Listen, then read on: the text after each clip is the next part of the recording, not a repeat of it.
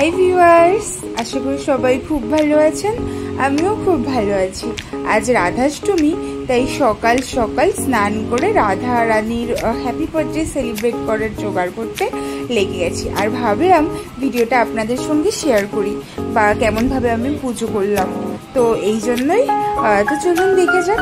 তো আমি আজকে রাধা রানীর জন্য করব পায়েস, মানে সিমুইয়ের পায়েস, সুজি লুচি ছাড়া তো রাধা রানীর পুজো অসম্পূর্ণ। রাধা রানীর ফেভারিট খাবার। তো সুজি লুচি করব আর 5 রকম ভাজা করব। তো সকালবেলা মেজদি ঠাকুরের সব জায়গা পরিষ্কার করে কিছু ফুল দিয়ে ঠাকুরকে পুজো দিয়ে দিয়েছে। দিয়ে তারপর মেজদি কাজে চলে গিয়েছে। এবার আমি সকাল সকাল স্নান করে রাধা রানীর ফেভারিট সিমুই বানাচ্ছি। তো প্রথমে কড়াতে ঘি দিয়ে ঘিটা গরম করে আমি কাজু বাদাম কিশমিশগুলোকে ভেজে নিয়ে তারপর ভাজা সিমুই আমি দিয়েছি। কিন্তু তবুও ভাজা সিমুইটা আমি আরেকবার ভেজে নিই, তাহলে আমার মনে হয় কিরকম যেন গন্ধ থাকে। তো তাই জন্য আরেকদিকে দুধ আমি গরম করতে বসিয়ে দিয়েছিলাম।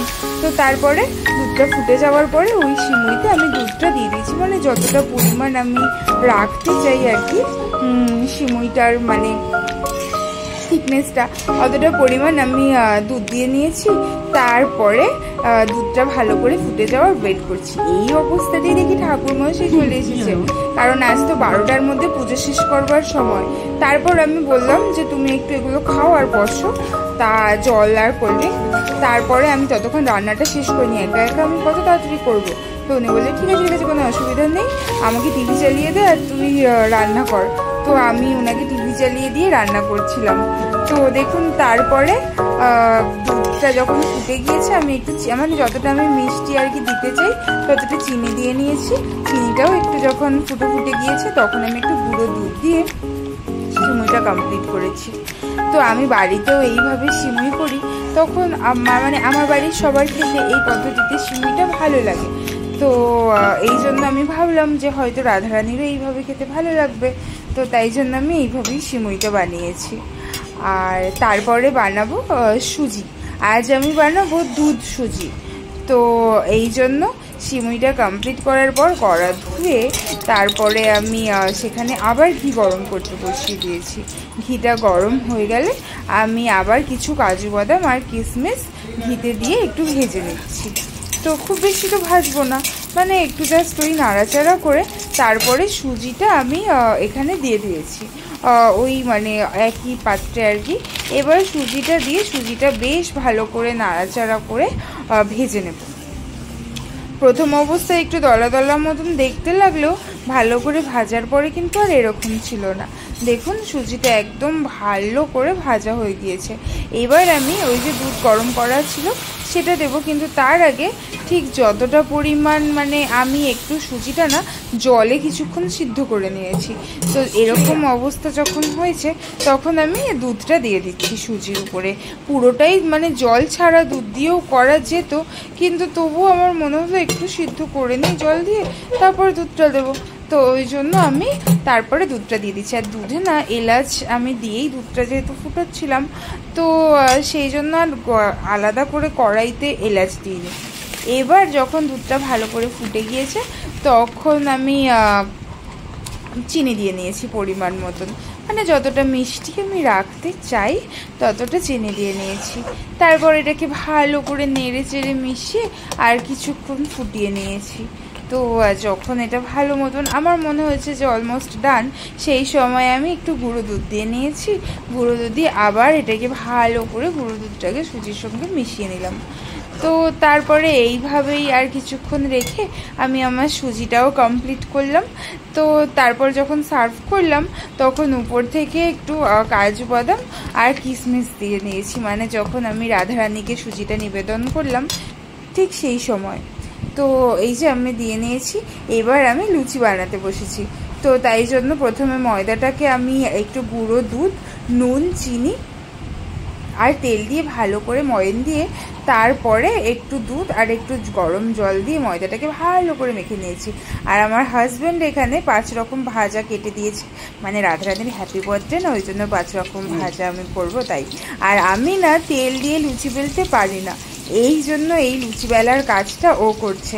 আর ও এতটাই শিল্পী মানুষ যে পুরো একদম গোল গোল লুচি বেলছে দেখুন। তো আমরা দুজন মিলেই আজকে মানে ওই অঞ্জলিও দিয়েছি। তো এইভাবেও গোল গোল করে লুচি বেলে তেলে ছাড়ছিল, আর আমি একটা একটা করে লুচি তাড়াতাড়ি করে ভেজে নিচ্ছিলাম, কারণ ওখানে আবার ঠাকুরমশাই তাড়া দিচ্ছিল। জানি আজকে 6:25 পর্যন্ত রাধারানীর মানে এই পুজোটা করার জন্য পূর্ণিমাটা লেগে রয়েছে, কিন্তু তবুও 12টার মধ্যে হচ্ছে শুভক্ষণ। তো যদি আমি 12টার মধ্যে কমপ্লিট করতে পারি তাহলে ভালো। তো ভগবানের কৃপায় আমার 12টা 3 মিনিট আগেই পুজোটা কমপ্লিট হয়েছে। এখানে আমি একটু পদ্ম ফুটিয়ে রাধারানীর পায়ে দিয়েছি। আজ রাধারানীর নতুন জামা ছিল গ্রিন কালারের, তো সেইটা পরানো বা মানে জামা পরানো, স্নান করানো এগুলো দেখাতে পারলাম না। তো ঠিক আছে, সাজানো অবস্থাতেই দেখালাম। তো তারপর দেখুন আমার এখানে কমপ্লিট সব কিছু। ঠাকুরমশাই পুজোতে বসেও গিয়েছেন। আজ দেওয়া হয়েছিল রাধারানীর ফেভারিট আতা, রসমালাই, দইও। তো 5 রকম ফল, দই, মিষ্টি, 5 রকম মিষ্টি, তাছাড়াও রসমালাইও দিয়েছিলাম, একটু দুধ, তারপরে একটু সিমুই, সুজি, 5 রকম ভাজা, লুচি দিয়ে আজকে আমি রাধারানীকে পুজো করছি। তো আজ যারা যারা বাড়িতে পুজো করেছেন তারা মানে তারা কে কীভাবে পুজো করলেন আমাকে অবশ্যই জানাবেন। জানেন আমি আজকে স্নান করাতে পারিনি, মেজদি স্নান করিয়ে দিয়েছিল মানে ভগবানকে, রাধারানীকে। তো ঠিক আছে, পরে আমি আরেকবার পরে না হয় স্নান করিয়ে নেব, কারণ না হলে তো দেরিও হয়েছে। তো মানে ঠিক সব কিছু গুছানো সম্ভব হতো না। আজ ঠাকুর ঘরটা মানে আমি না, যখন আমাদের পুজো হয় ঠাকুর ঘরটা আমাদের যেহেতু খুব ছোট, মানে ঠাকুর রাখার জায়গাটা, তো ওই জন্য না আমরা ডাইনিংয়ে ঠাকুর বের করে পুজো করি। কিন্তু সেই যে আমি জন্মাষ্টমী করেছিলাম তখন দেখিয়েছিলাম আপনাদেরকে, মনে আছে তো? কিন্তু আজকে তাড়াহুড়োতে, আর যেহেতু আমি একা একা, তো তাই জন্য এইখানেই মানে এই ঠাকুরের জায়গাতেই রাধারানীর বার্থডেটা মানে রাধাষ্টমীর পুজোটা এখানেই করা হয়েছে। তো আশা করি সাজানোটা আপনাদের সবার ভালো লেগেছে। আর এইভাবেই তারপরে আজ আমরা দুজন মিলে পুজো করেছি, মানে আমি আমার হাজব্যান্ড দুজনই আজকে অঞ্জলিও দিয়েছি। তো এখানে সংকল্প করবার পরে পঞ্চপ্রদীপ জ্বালিয়ে নেওয়া হয়েছিল, আর একটু কর্পূরের প্রদীপও জ্বালিয়েছিলাম। তো তারপরে দুজন মিলে অঞ্জলি দিয়ে পুজোটা কমপ্লিট হয়েছে। তো যদি আপনাদের ভিডিওটা ভালো লেগে থাকে তাহলে একটা লাইক, একটা কমেন্ট আর একটা শেয়ার করবার অনুরোধ রইল। আর জানেন তো আমার বাড়িতে রান্না পুজো হয়, তো এরপরে রান্না পুজোতে কে কী করলাম, কিভাবে করলাম আপনাদেরকে সেটা দেখাবো। আর যদি আজকের ভিডিওটা ভালো লাগে তো আপনারা আমাকে কমেন্ট করে জানাবেন। আমার সাজানোটাও কেমন হয়েছে, ঠাকুরের জায়গাটা ফুল দিয়ে, সেটাও আমাকে বলতে পারেন। তো সবাইকে রাধাষ্টমীর অনেক শুভেচ্ছা, অনেক ভালোবাসা। সবাই খুব ভালো থাকবেন, আনন্দে থাকবেন, এটাই আমি প্রার্থনা করলাম ভগবানের কাছে। আর তার সঙ্গে নিজের জন্যও কিছু প্রার্থনা করেছি। আর হ্যাপি বার্থডে টু রাধারানী। তো ততক্ষণ